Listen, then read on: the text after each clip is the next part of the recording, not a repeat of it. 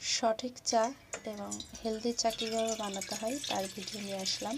তো আমি 1 কাপ চা বানাবো, এই জন্য 1 কাপ পানি নিয়েছি আর একটু বেশি পরিমাণ দিলাম। চুলাটা জ্বালিয়ে দিলাম, পানিটা একটু বলক চলে আসুক।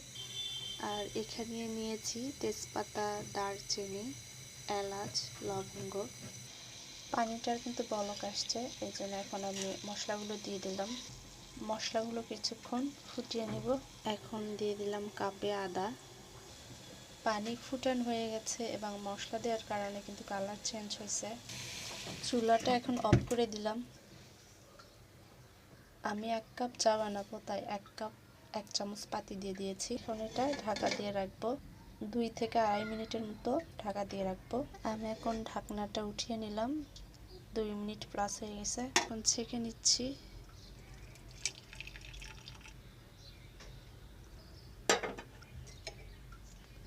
এই যে চাটা হয়ে গেছে আর কাপের ভেতরটা কিন্তু দেখা যাচ্ছে। এখানে আপনি মধু চাইলে মধু দিয়ে খেতে পারেন, আবার ব্রাউন সুগার দিয়েও খেতে পারেন। আর এইভাবে চা খেলে কারো কোনো ক্ষতি হবে না। যারা ডায়াবেটিক্সের রোগী আছেন, আবার প্রেশারের রোগী আছেন, কিডনি রোগী আছেন, চা পাতাটা ফুটিয়ে খাওয়া ঠিক না।